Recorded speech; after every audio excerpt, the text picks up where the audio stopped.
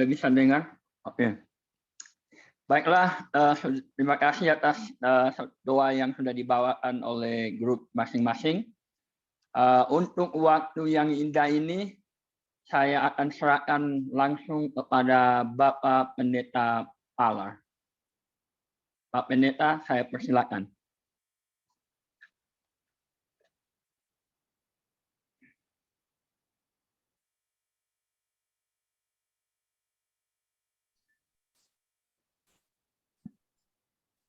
Selamat sahabat, saudara-saudaraku yang kasih dalam Tuhan. Selamat memasuki hari Sabat Tuhan. Senang sekali bisa berbakti dengan saudara-saudara sekalian di Jemaat Syasdak, Colorado. Jemaat yang banyak kali saya bertemu dan juga melayani pada waktu yang lalu. Kami ini gantian. Pada saat ini Pendeta Praban sedang melayani di Hope Channel dan saya melayani jemaatnya. Dan itu adalah satu hal yang istimewa di zaman sekarang ya, itu bisa terjadi. Baik, pada bulan Agustus yang lalu saya punya kesempatan untuk ke Amerika Serikat. Pada waktu saya sedang berada di dalam pesawat, saya memandang keluar. Dan kemudian saya memandang ke bawah. Wow, sangat tinggi. 30.000 kaki ya kurang lebih ya, 10 kilometer ya kalau dalam kilometernya. Dan saya coba untuk melihat ke bawah. Tidak ada yang saya bisa lihat. Artinya saya lihat laut yang luas. Atau pada waktu mau segi daratan daerah Jepang, daratan yang luas. Dan ada kelihatan perkebunan, ada gunung-gunung. Tetapi saya tidak bisa melihat secara detail. Saya coba buka mata, saya tidak bisa. Ya karena ya 30.000 kaki. Kalau pesawat yang lebih jadi 10 km, kalau pesawat yang lebih canggih lagi itu bisa sampai 16 sampai 20 kalau salah kilometer. Jadi sangat tinggi. Ya tidak bisa kita melihat detail. Pada waktu itu saya langsung teringat, wow, Tuhan bisa memandang kita. Nah, firman Tuhan dalam Amsal pasal 33:13 katakan, Tuhan memandang dari surga. Ia melihat semua anak manusia. Dia melihat semua anak manusia. Ini sungguh sangatlah menarik ya untuk kita bayangkan bahwa Tuhan, mata kita tidak bisa melihat orang dari ketinggian yang jauh. Tapi Tuhan dari surga dia melihat semua anak manusia. Nah, Mazmur pasal 33 bahkan menyatakan dengan lebih detail. Jadi ayat ini salah ya, ini harusnya Mazmur 33:13 dan ayat berikutnya Mazmur 33 ayat 14. Di sana dikatakan begini, dari tempat kediamannya ia menilik semua penduduk bumi. Tahukah saudara, ini adalah salah satu kebenaran yang sangat penting yang mau diungkapkan oleh Mazmur pasal 33. Mazmur pasal 33 saya tidak taruh di sini di presentasinya, tapi kalau saudara membuka Alkitab Anda, Mazmur 33 mengatakan begini, bersorak-sorailah hai orang-orang benar dalam Tuhan, sebab memuji-muji itu layak bagi orang-orang jujur. Bersyukurlah kepada Tuhan dengan kecapi, bermazmurlah baginya dengan gambus 10 kecapi. Jadi diajak untuk kita bersyukur, bermazmur kepada Tuhan. Karena dia layak dipuji-puji. Kemudian ayat 3.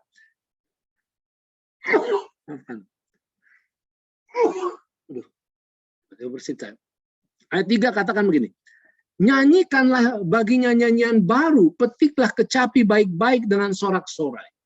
Jadi diajak untuk kita memuji-muji, bersyukur kepada Tuhan, menyanyi-nyanyi. Kenapa? Dikatakan, pertama, sebab firman Tuhan itu benar. Segala sesuatu dikerjakannya dengan kesetiaan. Itu yang kedua. Yang ketiga, ia senang kepada keadilan dan hukum. Yang keempat, bumi penuh dengan kasih setia Tuhan. Yang kelima, oleh firman Tuhan langit dijadikan. Yang keenam, oleh nafas dari mulutnya segala tentaranya. Yang ketujuh, ia mengumpulkan air laut seperti dalam bendungan. Yang kedelapan, ia menaruh samudra raya ke dalam wadah.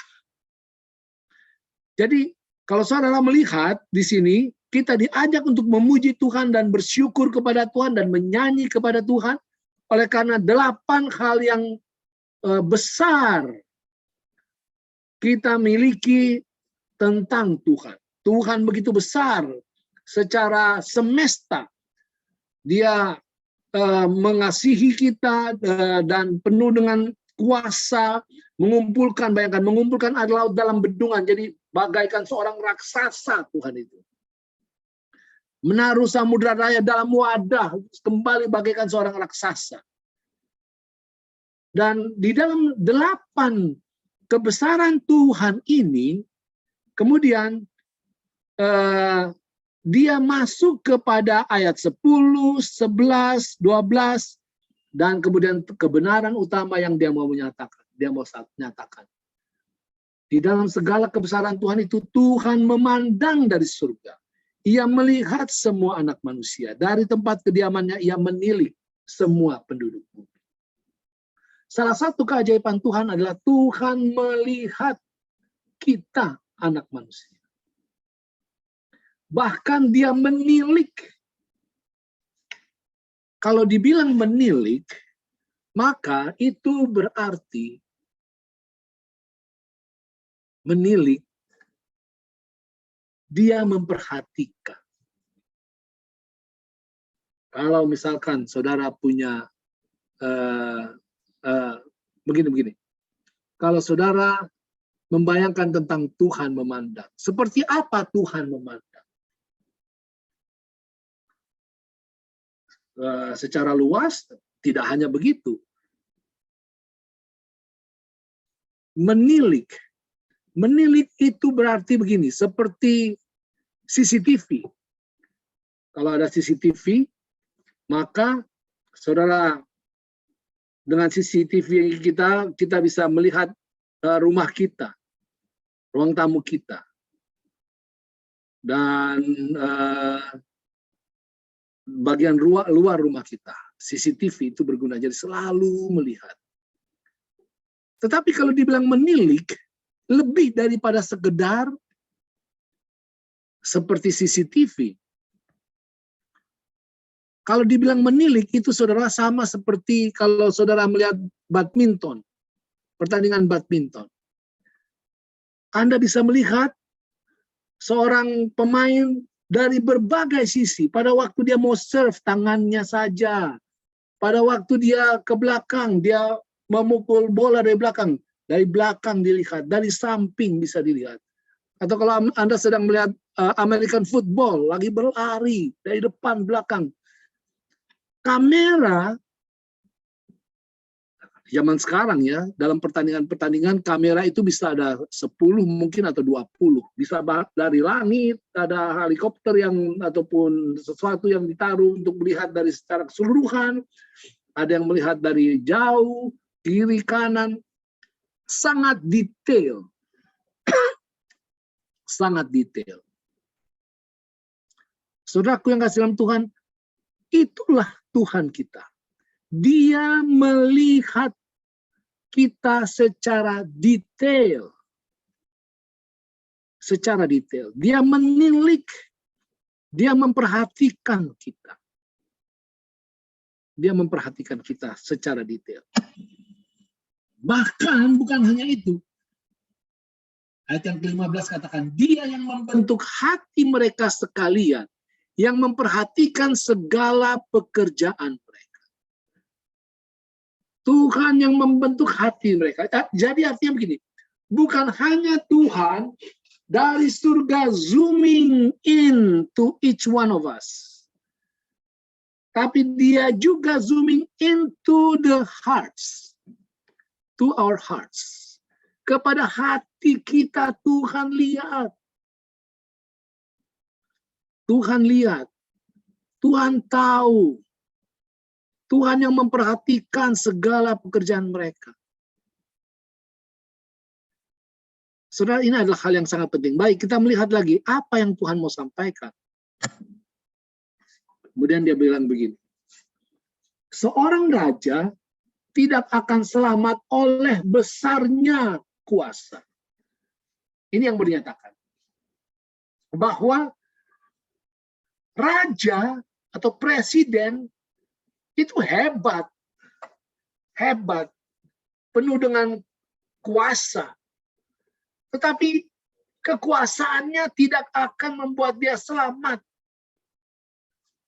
Kita tahu ya, Presiden Amerika Serikat John F. Kennedy, seorang presiden dijaga oleh banyak guards atau bodyguards, tapi dia tidak bisa selamat. Dia harus kehilangan nyawanya. Tidak juga selamat. Ronald Reagan, Presiden Amerika Serikat, juga tertembak. Para pemimpin yang hebat-hebat tidak bisa memberikan perlindungan kepada diri mereka. Seorang pahlawan tidak akan tertolong oleh besarnya kekuatan. Pahlawan juga orang yang hebat, dibangga-banggakan, dieluk-elukan. Tidak bisa tertolong oleh besarnya kekuatan.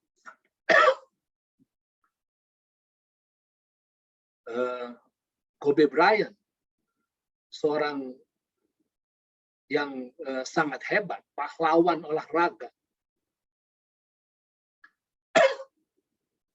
Dia tidak bisa melindungi dirinya. Kasihan. Itu adalah salah satu kehilangan yang besar bagi dunia basket tentunya. Berikutnya ayat yang ke-17. Kuda adalah harapan sia-sia untuk mencapai kemenangan.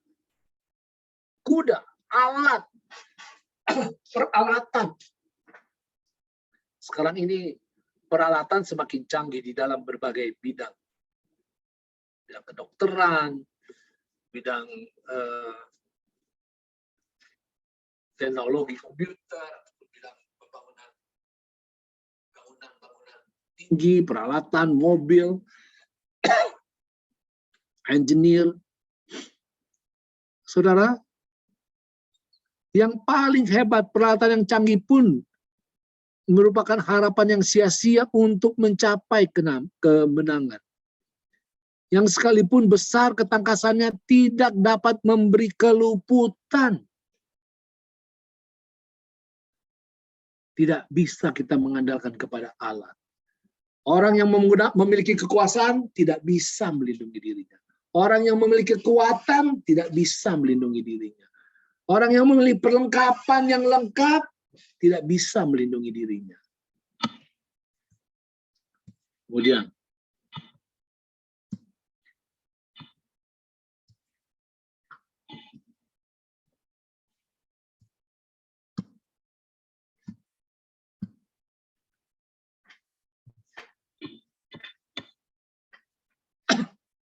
nah ini dia. Ayat yang ke-18.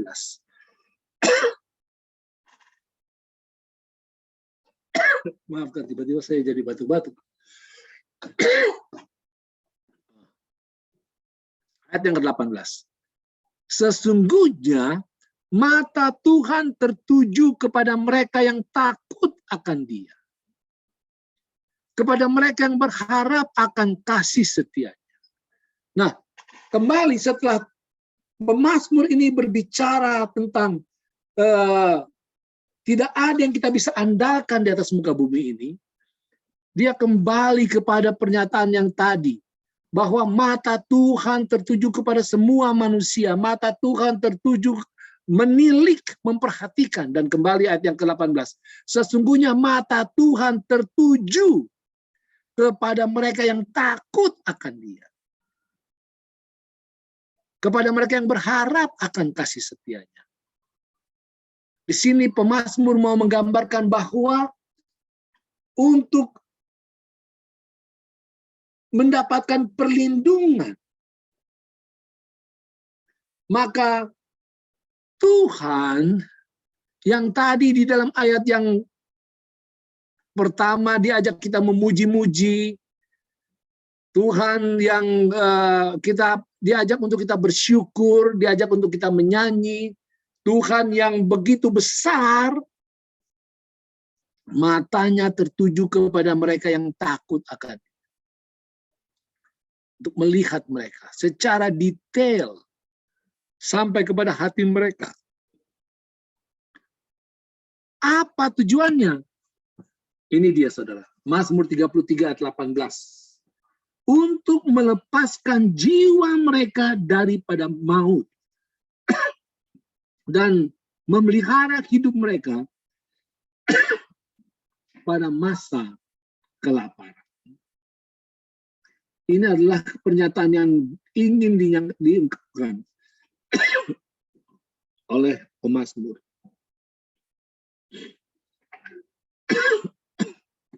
Saudara,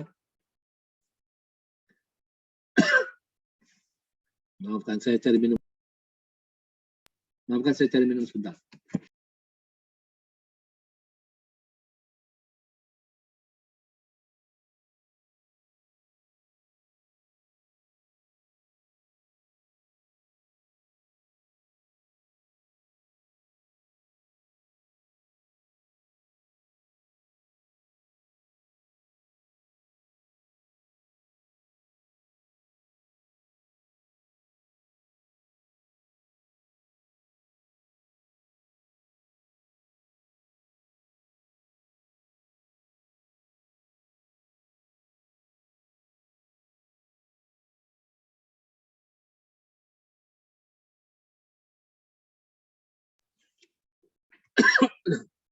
Maafkan ini, tiba-tiba. Oke.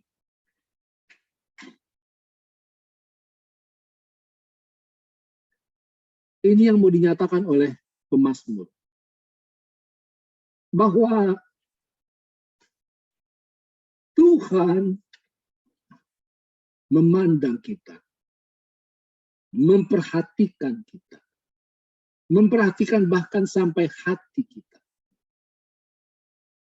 Untuk apa Tuhan melihat? Tuhan secara khusus memandang kepada orang yang takut akan Dia. Mereka yang berharap kepada kasih setia-Nya untuk melepaskan jiwa mereka daripada maut dan memelihara hidup mereka pada masa kelaparan. Saudara, kemarin pada waktu saya sedang di kantor, istri saya kasih berita, itu lihat itu di Balikpapan. Ada kecelakaan besar. Aduh. Kemudian di-share videonya. Tempat itu, saudara, adalah di daerah Balikpapan, khususnya itu tempat kota pertama kali saya menjadi pendeta. Menjadi pegawai mission, menjadi gembala. Jadi, daerah yang namanya daerah Rapak itu adalah tempat yang saya ketahui, dan memang di situ sering terjadi, bukan sering lah, beberapa kali telah terjadi kecelakaan, di mana kendaraan yang remblong dan truk khususnya berapa kali remblong dan menabrak orang-orang yang sedang di lampu merah di situ. Tapi kemarin itu adalah yang paling mengerikan. Truk besar tronton dengan 20 ton muatan meluncur menabrak orang-orang yang ada di depan, yang sedang di lampu merah. Sangat mengerikan. Saya hanya membayangkan orang-orang itu sedang menunggu giliran untuk jalan, sedang membayangkan akan bekerja, tiba-tiba mereka celaka dan kemudian sebagian orang bahkan langsung mati, sebagian bahkan mengalami badan mereka hancur. Saudaraku yang kasih dalam Tuhan, kita hidup di dunia yang penuh dengan bahaya. Hidup di dunia yang penuh dengan bukan hanya bahaya kecelakaan, tapi bahaya orang jahat. Orang jahat. Gempa atau bencana itu adalah satu hal yang nyata. Pada minggu yang lalu ada gempa di Jakarta. Dan di beberapa daerah yang agak dekat dengan Jakarta, beberapa rumah hancur. Seakan-akan semua sumber derita kita ini ada di sekitar kita dan siap untuk menghancurkan kita. Menghancurkan mungkin keluarga kita juga. Tetapi saudara, firman Tuhan di dalam buku Mazmur pasal 33 hendak menegaskan kepada kita satu hal yang sungguh sangat penting, yaitu bahwa Tuhan memandang, Tuhan melihat dari surga. Secara khusus Tuhan memandang dan melihat mereka yang takut akan Tuhan. Mereka yang berharap akan kasih setia. Yang takut akan Tuhan dan berharap akan kasih setia. Dan Tuhan bertujuan untuk melepaskan mereka. Tidak ada hal yang dapat kita andalkan di dunia ini untuk menghadapi berbagai kemungkinan celaka, malapetaka, kejahatan yang akan menimpa. Tidak ada yang bisa kita dapat andalkan untuk berlindung. Orang yang paling berkuasa sekalipun, orang yang paling kuat sekalipun, orang yang paling memiliki perlengkapan yang paling hebat sekalipun, rentan. Semuanya fragile. Semuanya fragile. Tetapi kita bersyukur bahwa kita ini tidak hidup sendiri. Kita memiliki Tuhan yang memandang dan yang siap untuk melepaskan jiwa kita. Untuk memelihara kita pada masa kelaparan. Pada masa kelaparan. Sangat luar biasa hal yang dinyatakan oleh Alkitab ini. Dan berkali-kali di dalam firman Tuhan ini dinyatakan kesaksian-kesaksian bagaimana Tuhan melindungi umat Tuhan. Saya sendiri secara pribadi boleh bersaksi. Pada beberapa tahun yang lalu, pada waktu saya mau pergi ke gereja, saya siap-siap mau pergi ke gereja, kemudian saya turun ke ruang tamu, saya lihat anak saya sedang digendong oleh yang menjaga dia, masih umur 2 tahun. Kemudian saya pergi ke garasi untuk siapkan mobil untuk pergi. Pada waktu saya pergi ke mobil, saya teringat, saya harus telepon mami ini. Saya perlu telepon mami karena pada waktu itu hari ibu di Indonesia. Saya mau katakan selamat hari ibu dan paling tidak mengucapkan dan say hi. Jadi pada waktu saya masuk mobil, saya berada di posisi supir, saya pasang mesin, tapi saya pikir, saya telepon dulu. Jadi saya telepon lah. Saya telepon, mami lagi di Amerika pada waktu itu. Biasanya kami berkomunikasi melalui Facebook Messenger. Pada waktu saya telepon, Mami tidak angkat. Sekali lagi, Mami tidak angkat. Sudahlah kalau begitu, nanti aja kalau begitu. Kemudian saya mulai mundur. Saudara, pada waktu saya mundur, saya lihat kaca spion. Putri saya yang tadi saya lihat lagi digendong dalam usia 2 tahun itu, lagi jalan dengan senangnya dengan baju gereja dari samping belakang mobil saya. Muncul. Saya langsung berhenti, saya bilang, ya Tuhan, saya buka pintu, saya langsung gendong dia. Saya pikir kalau saja saya lebih cepat beberapa detik, kalau saja saya tidak menelpon mami saya, maka anak itu pasti sudah terkena celaka. Saya langsung berdoa, Tuhan terima kasih, Tuhan melindungi. Saudaraku yang kasih dalam Tuhan, ada banyak perlindungan yang kita tidak pernah lihat. Bahkan yang kita tidak pernah rasakan mungkin. Sesungguhnya Tuhan sedang memberikannya kepada kita. Karena Tuhan itu sangat mau terlibat. Tuhan mau turut campur di dalam kehidupan kita. Dia perhatikan, Tuhan tilik kita. Dia bukan hanya memandang, ada lagu yang mengatakan, God is watching us, God is watching us. Bukan hanya God is watching us, God is working with us. God is working with us. Dalam Mazmur ini dikatakan begini selanjutnya. Jiwa kita menanti-nantikan Tuhan. Dialah penolong kita dan perisai kita. Ya, karena dia hati kita bersuka cita. Sebab kepada namanya yang kudus kita percaya. Saudara, di tengah-tengah dunia yang penuh dengan kesusahan, ada alasan bagi kita untuk bersuka cita. Ada alasan untuk kita bergembira. Memiliki semangat. Memiliki hati yang positif. Oleh karena kita percaya bahwa Tuhan adalah perisai kita. Kita harus bersuka cita oleh karena Tuhan adalah perisai kita. Namanya perisai, itu saudara. Perisai adalah alat untuk melindungi. Dan kita tidak punya perisai.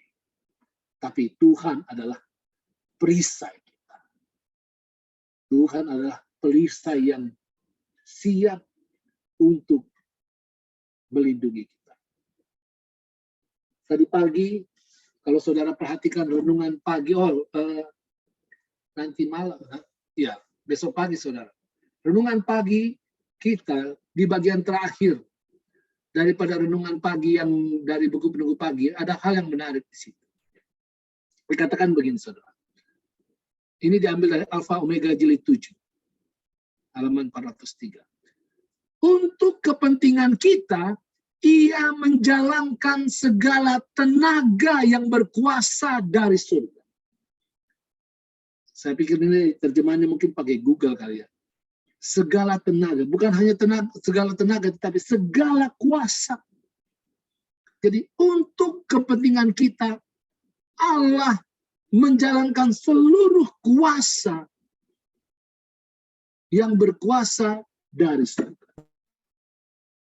Untuk kepentingan kita, saudara, seluruh kekuatan surga diarahkan untuk kita. Sangatlah luar biasa. Dan tentunya kita bisa mengingat di dalam apa yang dikatakan oleh Yesus. Dalam Matius pasal 10 ayat 29 dan 30. Di sana Yesus katakan, bukankah burung pipit dijual 2 ekor seduit? Namun seekor pun daripadanya tidak akan jatuh ke bumi di luar kehendak Bapamu. Dan kamu, rambut kepalamu pun terhitung semua.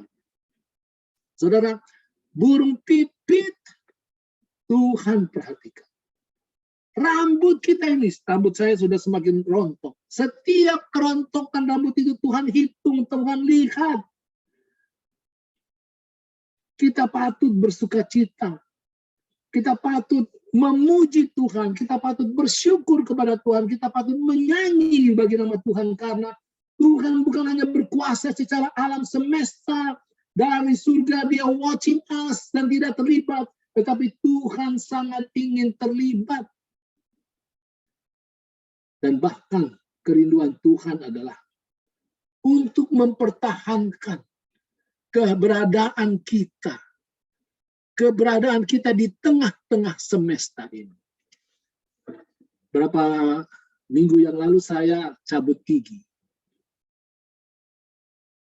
Gigi saya ada yang saya merasa sakit dan kemudian saya pergi ke dokter dan dokter itu lihat dan dia bilang, aduh, udah harus dicabut ini pendeta. Giginya sudah rusak. Oh, iya pendeta, gimana cabut? Ya memang sudah sakit-sakit juga. Jadi akhirnya oke, dia cabut. Saudara, dia cabut dalam waktu kurang lebih tidak sampai setengah jam gigi saya tercabut. Setelah sudah tercabut dan dia ngomong sama saya, pendeta, gigi pendeta tadi itu susah untuk dicabut. Susah. Akarnya susah. Tapi saya punya alat, pendeta. Alatnya ini 150 juta harganya. Di antara 500 dokter gigi mungkin belum tentu punya satu. Saya punya alatnya ini. Dengan alat ini, gigi pendeta bisa dicabut dalam waktu setengah jam. Kalau tidak pakai itu bisa 2 jam, bahkan bisa 3 jam. Saudara, saya pada waktu itu, pada waktu saya sedang ditarik gigi saya itu, saya membayangkan, gigi saja untuk dicabut itu tidak mudah. Kemudian saya bersyukur, apalagi kehidupan saya. Tuhan sudah menaruh keberadaan hidup saya ini, kehidupan Anda di bumi ini secara khusus. Dan Tuhan sudah menaruh segala sesuatu untuk membuat keberadaan kita ini tetap eksis, tetap nyaman, tetap terlindung supaya tidak mudah untuk tercabut dari tengah-tengah kehidupan yang penuh dengan penderitaan ini. Tuhan pertahankan hidup kita ini, saudara. Bahkan walaupun sudah penuh dosa, Tuhan pertahankan untuk keberadaan kita ini tetap eksis sampai selama-lamanya. Bahkan Yesus sendiri datang dari surga untuk memastikan bahwa keberadaan kita ini adalah keberadaan yang kekal. Saudaraku yang kasih dalam Tuhan, sungguh sangat ajaib memikirkan kebenaran yang satu. Bahwa Tuhan melihat, Tuhan memperhatikan, dan Tuhan siap terlibat dan menolong kita. Saya tidak tahu apa yang sedang dialami oleh keluarga-keluarga saudara. Apa yang sedang dialami oleh pribadi-pribadi saudara. Saudara, terimalah kebenaran yang sangat besar ini. Bahwa Tuhan memperhatikan Anda. Dalam pergumulan yang Anda sedang alami. Tuhan lihat, Tuhan yang membentuk hati Anda. Tuhan merasakan pergumulan Anda. Kesepian Anda. Tangisan Anda. Beban berat Anda. Tuhan lihat. Dan Tuhan mau terlibat. Dia zooming in and see your needs. Saudara, berharaplah kepada Tuhan. Nantikanlah Tuhan. Bagian terakhir daripada ayat ini mengatakan,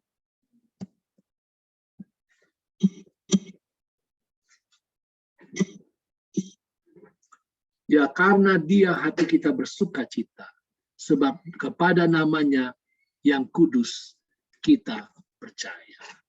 Dalam kebenaran bahwa Tuhan selalu melihat kita. marilah kita menikmati hari Sabat Tuhan. Ajak keluarga kita untuk melihat kepada Tuhan. Kalau Tuhan melihat kita, biarlah kita juga melihat Tuhan. Oh, satu hal yang saya mau sampaikan.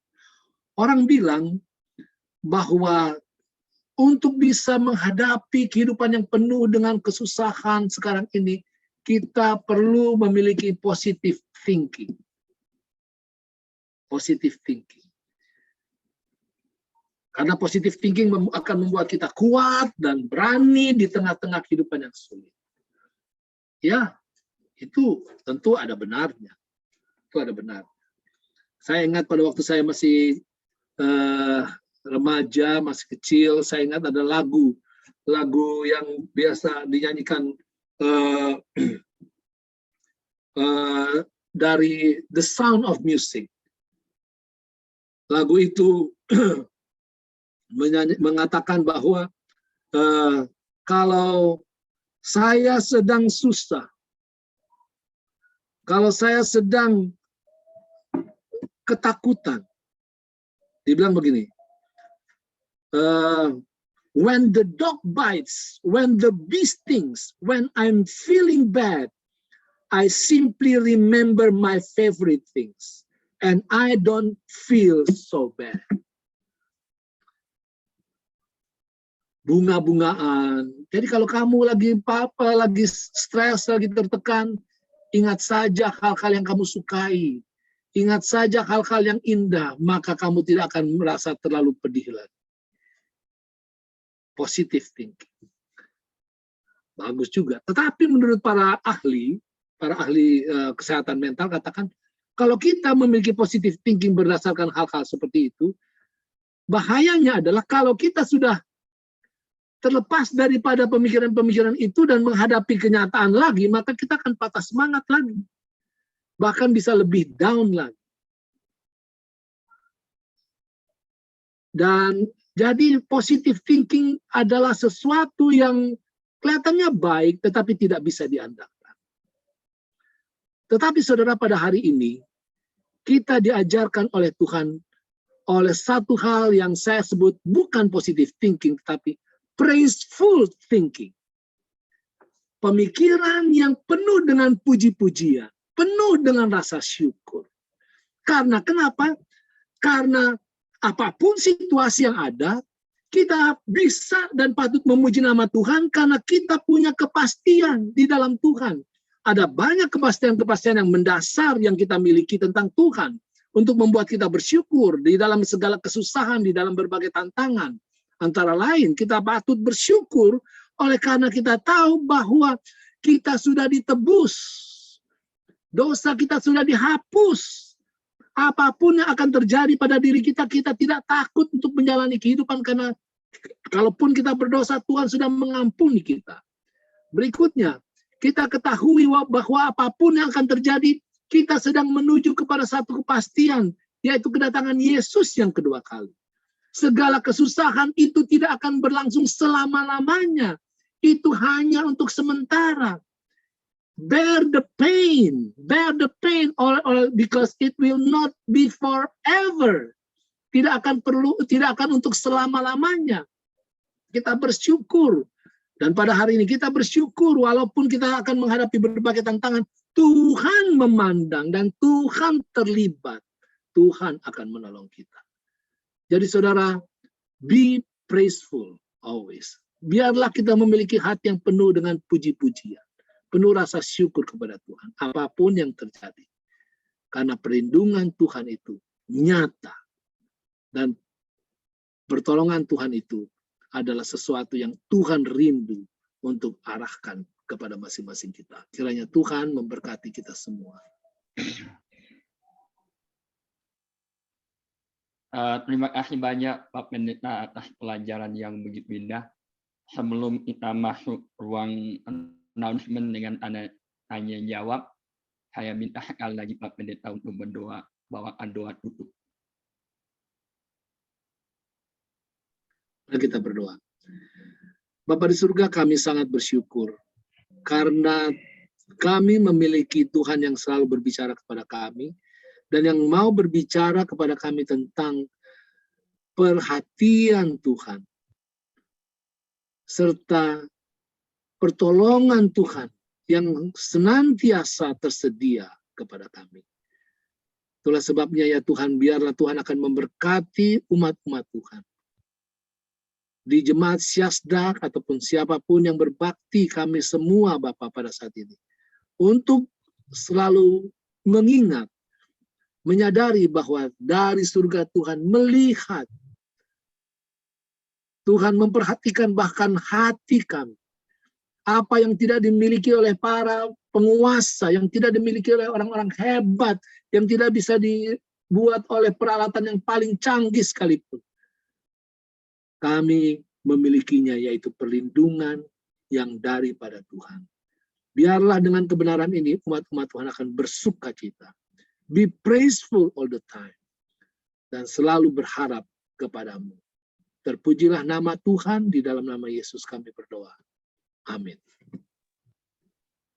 Sekali lagi atas nama Gereja Syasdak, saya mengucapkan banyak terima kasih kepada Bapak Pendeta Palar yang sudah meluangkan waktu dan memberikan pelajaran yang begitu baik bagi kita, agar kita lebih, iman kita lebih dikuatkan. Untuk announcement, before we have the question, sebagai pengumuman, besok acara gereja masih melalui Zoom. Kita akan mulai tepat pada pukul jam 10 pagi. Jadi bagi Anda yang mau bergabung, kita akan mulai pada jam 10 pagi. Tepat waktu acara gereja akan dimulai. Bagi Anda yang mau bertanya kepada Pak Pendeta, saya persilakan, kita punya 15 menit untuk ruang tanya jawab. Tolong Bang Lloyd di unmute bagi anggota yang mau bertanya, saya persilakan. Kalau boleh, siapa yang mau bertanya, tolong wajahnya dilihatkan supaya lebih menghargai pembicara.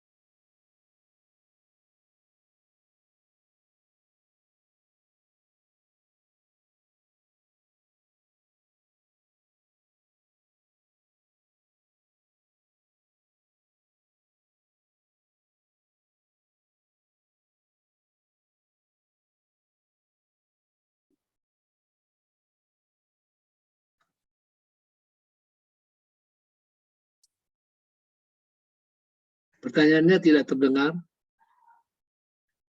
Atau memang tidak ada pertanyaan? Saya persilakan saudara, jangan malu-malu.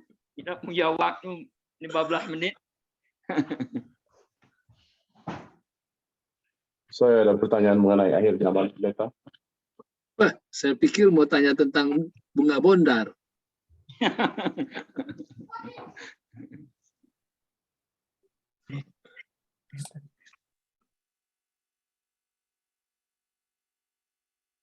Silakan.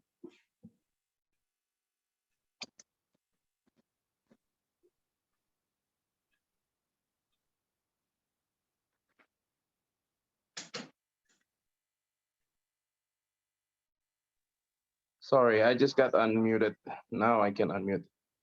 Hai, selamat pagi Indonesia. Apa kabar? Selamat pagi. I have a question about the end of times. So I heard in Jakarta in 2024, Anies Baswedan is planning to bercaleg untuk Presiden RI. What do you guys think about that there in Jakarta? That's my question about end of times.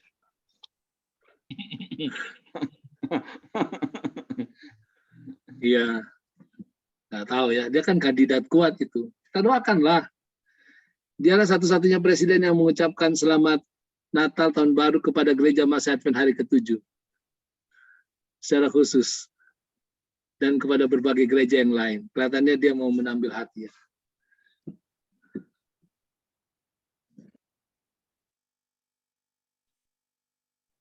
Oke, itu aja yang saya bisa bilang. Nothing in detail. Nothing in detail I can give answer.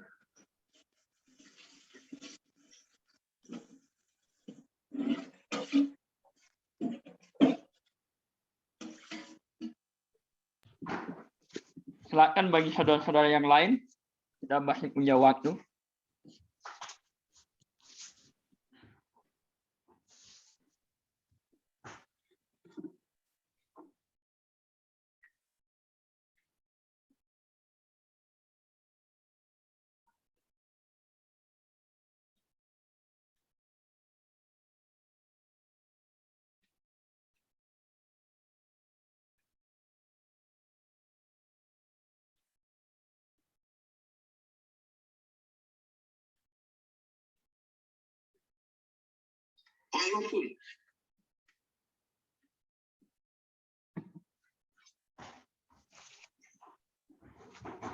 Oke, bagaimana?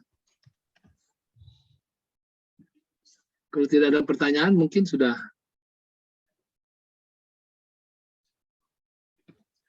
Masih ada pertanyaan, silakan. Mungkin Pak Pendeta, mungkin ada urusan yang lain sahabat ini untuk melayani di tempat yang lain mungkin. Jadi bagi Anda yang ingin bertanya, silakan 5 menit lagi kita akan tutup ruang tanya jawab.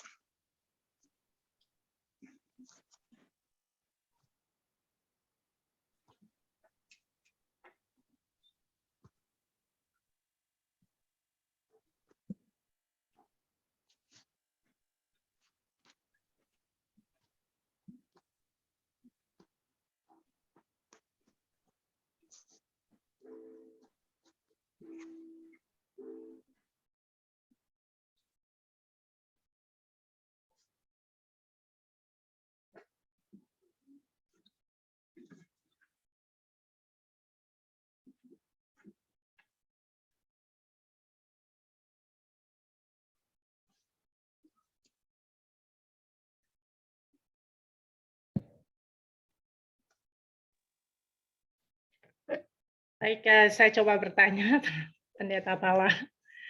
Ini sebenarnya pertanyaannya Robert ini, cuman dia nggak berani. Dia suruh saya yang tanyain. Dia bilang, kita tahu bahwa tadi sudah disampaikan bahwa kalau kita memandang pada Tuhan, Tuhan memandang kita, kita aman, Tuhan jaga dan pelihara. Tapi kenapa kebanyakan dari kita masih sering merasa khawatir, cemas, dan banyak masalah, jadi stres, atau jadi seharusnya kan kita tidak seperti itu, tapi kenyataannya itu banyak sekali terjadi, termasuk di antara umat-umat yang tahu kebenaran pun. Ya, baik. Terima kasih banyak, Novi. Ya, kenapa tetap banyak yang mengalami stres? Karena pada kenyataannya memang kesusahan dan penderitaan itu kan menimpa kita juga, menimpa umat Tuhan. Itu tidak bisa dipungkiri. Kalau itu terjadi kepada kita, apakah berarti bahwa apa yang kita dengarkan tadi itu adalah hanyalah omong kosong? Tentunya tidak. Tentunya tidak. Kalau kita pelajari pelajaran sekolah sahabat kita yang sekarang ini, bagian hari Jumat terakhir itu ada pertanyaan. Bagaimana kita bisa merasakan, tunggu ya. Hari Jumat. Hari Jumat itu pertanyaan terakhirnya, dia bilang adalah, dwell more on the role of sufferings in our lives. Why must we never think that suffering in and of itself is good, even if sometimes some good can come out of it? Why must we never think that suffering in and of itself is good, even if sometimes some good can come out of it? Jadi artinya kesusahan itu memang nyata. Dan Yesus pun mengalami penderitaan itu. Yang sedang dibahas oleh pendeta Praban sekarang ini di sekolah sahabat itu, dia ditanya adalah apa pertanyaannya, bahwa bagaimana bisa penderitaan itu artinya bagaimana dia bisa memastikan bahwa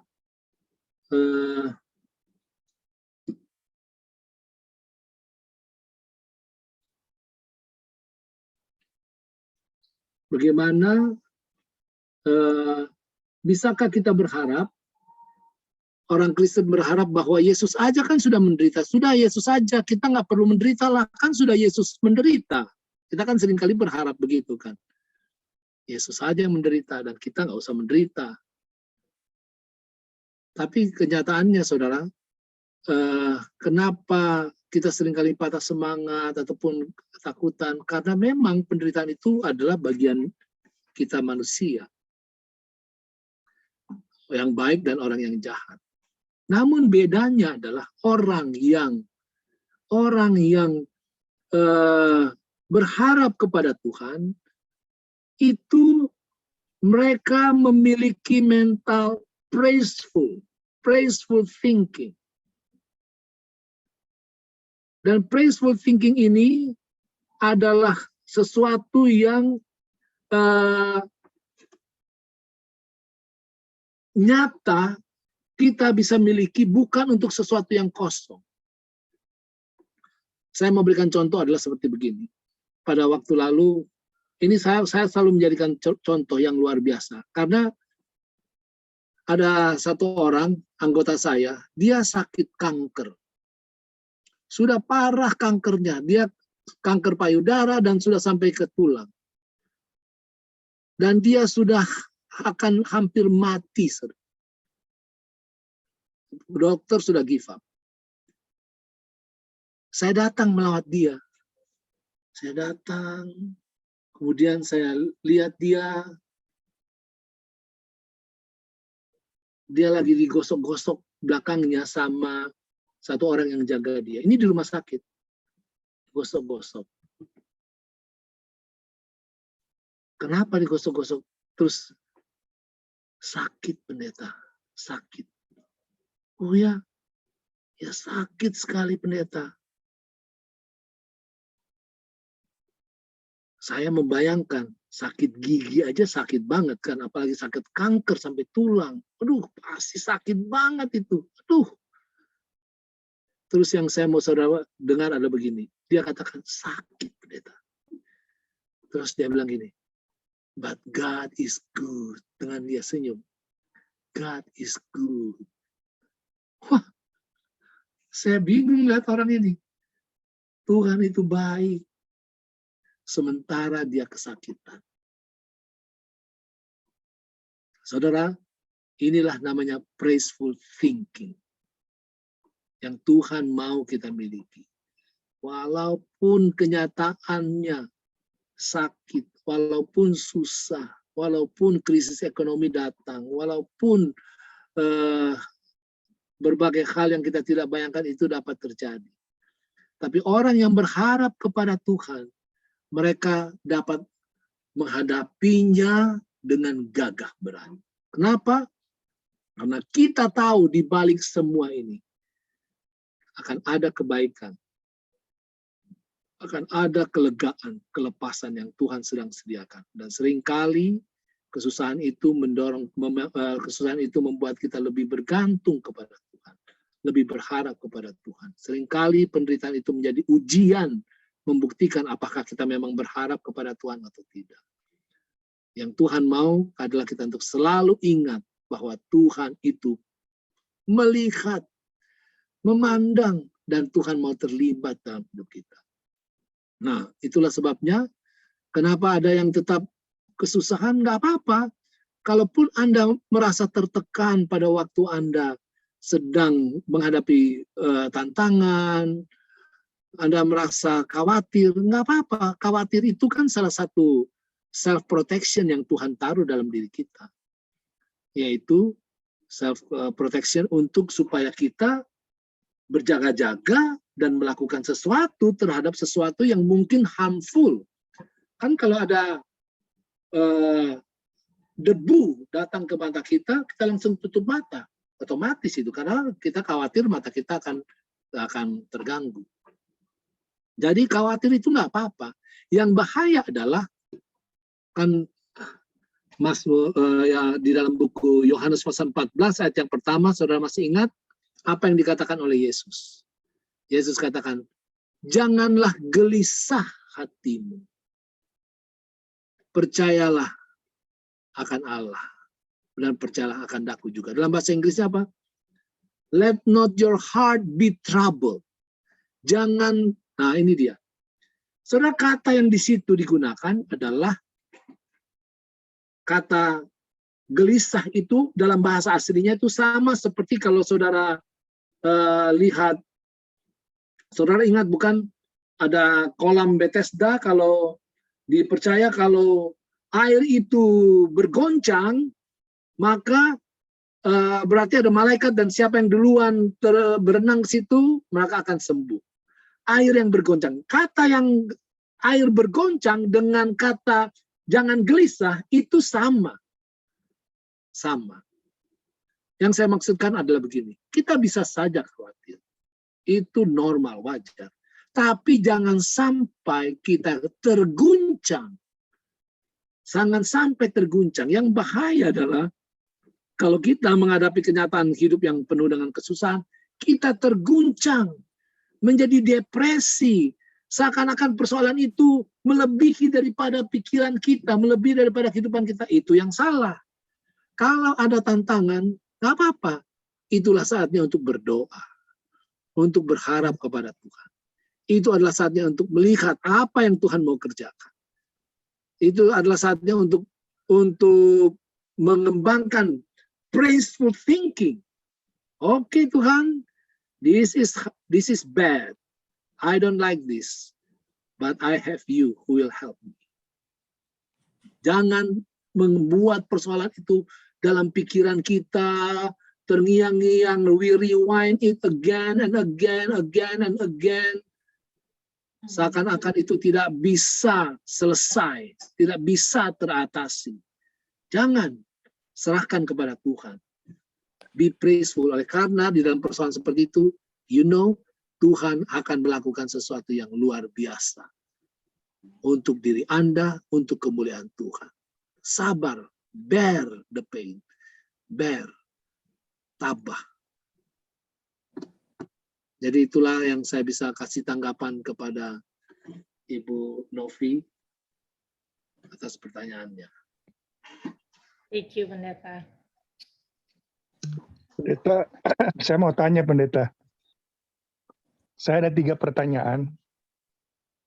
Tadi nggak ada pertanyaan, sekarang 3. Ya, karena nggak ada yang bertanya, jadi saya kasih 3 pertanyaan aja sekaligus lah. Oke lah, siap. Pertanyaan pertama, Pendeta. Apa bedanya pencobaan dengan ujian? Bukan ujian, dengan penderitaan, ya. Pertanyaan kedua, apakah penderitaan itu cobaan? Pertanyaan yang ketiga, siapa yang memberikan penderitaan dan pencobaan itu kepada kita? Terima kasih, Pendeta. Oke. Pencobaan dengan apa tadi? Penderitaan, Pendeta. Penderitaan. Ya, tentunya tergantung kita melihat. Penderitaan itu bisa menjadi pencobaan bagi kita. Penderitaan misalkan kita kelaparan. Pencobaannya dari mana kita mau cari makan ini? Ada orang yang langsung menjadi pencuri, ya kan? Menjadi pencuri. Jadi penderitaan bisa menjadi pencobaan. Walaupun pencobaan tidak selalu datang dari penderitaan. Ada saja pencobaan yang datang dari kesenangan. Ya kan? Dari mau bersenang-senang untuk hal-hal yang tidak lagi berkekurangan, tapi mau menikmati kesenangan dunia yang sedang menggoda untuk memberikan entertainment. Kemudian apa yang kedua tadi? Siapa yang mendatangkan pencobaan dan penderitaan? Itu yang ketiga itu bukan? Apakah penderitaan itu pencobaan? Ah, itu kan sudah saya jawab berarti lah ya. Iya. Ya, penderitaan itu bisa jadi pencobaan bagi kita. Yang mana di situ bisa pencobaan itu bisa penderitaan itu bisa merupakan peluang bagi kita untuk memuliakan Tuhan kalau kita setia kepada Tuhan, atau itu bisa juga menjadi kesempatan untuk kita justru jatuh ya, oleh karena seperti istri Ayub lah, pada waktu lihat suaminya menderita, hartanya habis semua, dia bilang udah kutuki saja Tuhanmu itu. Gitu. Jadi sementara bagi Ayub sebaliknya, aku akan timbul seperti emas kalau Tuhan menguji aku. Kemudian dari mana pencobaan itu datang?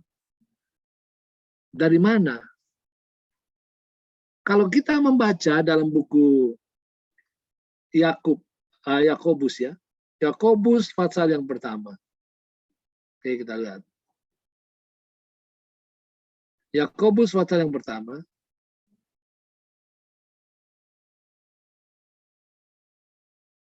Ayat yang ke-13. Apabila seorang dicobai, janganlah ia berkata pencobaan ini datang dari Allah. Sebab Allah tidak dapat dicobai oleh yang jahat, dan ia sendiri tidak mencobai siapapun. Oke. Tetapi tiap-tiap orang dicobai oleh keinginannya sendiri karena ia diseret dan dipikat olehnya.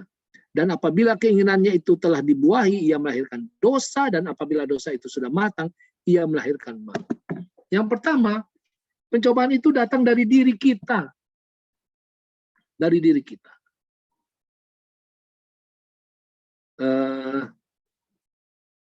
Karena kita punya keinginan, ini yang dikatakan oleh firman Tuhan. Yang kedua, dalam pengalaman daripada Ayub adalah penderitaan itu ataupun pencobaan itu dari setan. Jelas. Setan membuat kesusahan sehingga Ayub pun menderita, dan itu menjadi pencobaan bagi dia untuk menghina Tuhan. Yang ketiga, di dalam buku Matius pasal yang keempat, di sana diceritakan bahwa ayat yang pertama, maka Yesus dibawa oleh roh ke padang gurun untuk dicobai iblis. Yesus dibawa oleh roh untuk dicobai iblis. Jadi dalam artinya adalah pencobaan itu bisa saja Tuhan izinkan untuk datang kepada diri kita. Jadi tergantung mau lihat yang dari mana ini. Yang dari kita pencobaan itu, atau yang dari setan, atau yang Tuhan izinkan. Yang pasti dalam semuanya ini, pencobaan itu bukanlah harus saat untuk kita mengalah, untuk kita jatuh. Tapi justru dalam keadaan kita menghadapi pencobaan, itu adalah peluang bagi kita seperti Ayub. Kalau Tuhan menguji aku akan timbul seperti emas. Itu adalah kesempatan untuk bersaksi kepada dunia bahwa ada Tuhan yang kita sembah, yang secara nyata akan bertindak dalam kehidupan kita. Seperti Sadrak, Mesak, dan Abednego. Berdiri. Apapun yang terjadi, Tuhan tolong atau Tuhan tidak tolong, kami tetap tidak akan menyembah patung Tuhan. Tuhan kami berkuasa, tapi kalau dia tidak tolong, nggak apa-apa. Karena iman itu lebih berharga daripada penderitaan ataupun kesusahan apapun yang menimpa. Kenapa? Karena kesusahan dan penderitaan itu will not be forever. Will not be forever. It will only be for a while. Setelah itu kita akan meraih kemegahan dan kebahagiaan yang sangat luar biasa. Kenapa ada katakan tertulis juga pendeta bahwa kita tidak akan dicobai tidak melampaui kemampuan kita. Nah, dalam hal ini siapa yang mencobai? Apakah Tuhan yang mencobai kita? Dan banyak juga orang suka bilang, wah ini cobaan datangnya dari Tuhan supaya saya bertobat. Jadi bagaimana untuk menjawab itu? Iya. Yang dibilang pencobaan yang tidak akan melampaui itu kan sebenarnya konteksnya adalah bangsa Israel. Bangsa Israel mereka menghadapi pencobaan seks, menghadapi pencobaan kedudukan, perpecahan, yang mana Rasul Paulus sedang menegaskan bahwa pencobaan-pencobaan itu tidak perlu membuat mereka jatuh. Sebagaimana di Jemaat Korintus yang kehidupan moralnya sangatlah beberapa yang kehidupan moralnya rendah. Paulus katakan mendorong kita juga supaya kita janganlah jatuh, nggak perlu. Karena pencobaan itu ada, tapi tidak perlu untuk menjatuhkan kita. Dan dalam berbagai hal kita bisa aplikasikan juga kepada kesusahan dan penderitaan, bahwa it will be bearable kalau kita bertahan. Kalau kita bertahan, kalau kita mau men-set diri kita, itu dia maksudnya. Kita men-set diri kita bahwa ini akan bisa kita hadapi. Tentu tidak dengan kekuatan kita, tapi dengan pertolongan Tuhan. Sama seperti pada waktu saya dicabut gigi. Aduh, gigi saya karena sudah mengalami, dokternya bilang, aduh, sorry pendeta ya, dia sudah taruh obat untuk dibuat supaya tidak terasa sakit. Iya, 6 supaya dibuat 6, tetap kesakitan saya. Karena dia bilang, wah memang sudah radang di situ pendeta, tahannya. Duh, sakit juga memang. Tapi saya kuatkan hati saya. Oke, this will be bearable. Jadi itu adalah pencobaan kita ini untuk mendorong kita bertahan, untuk kita tidak patah semangat. Bahwa kita ini sebenarnya akan bisa menghadapinya. Jangan sampai kita menyangkal pencobaan karena kita mau enaknya doang. Mau senangnya aja. Nah, seringkali yang susah itu membuat kita lebih baik daripada kita yang senang-senangnya dan membuat kita semakin menjadi lebih jahat. Pada dasarnya artinya bahwa pencobaan itu dalam banyak hal bisa menghasilkan yang baik bagi kita untuk kita dibentuk, dididik untuk menjadi lebih baik. Itu saja tanggapan yang bisa saya berikan, Brother Ferry. Terima kasih pendeta. Sama-sama. Baiklah, karena waktu kita sudah habis. Terima kasih lagi kepada Pak Pendeta Palar. Kita ada 5 menit bagi Anda yang ingin bercerita dengan Pak Pendeta kalau masih ada waktu. Saya persilakan bagi Anda yang ingin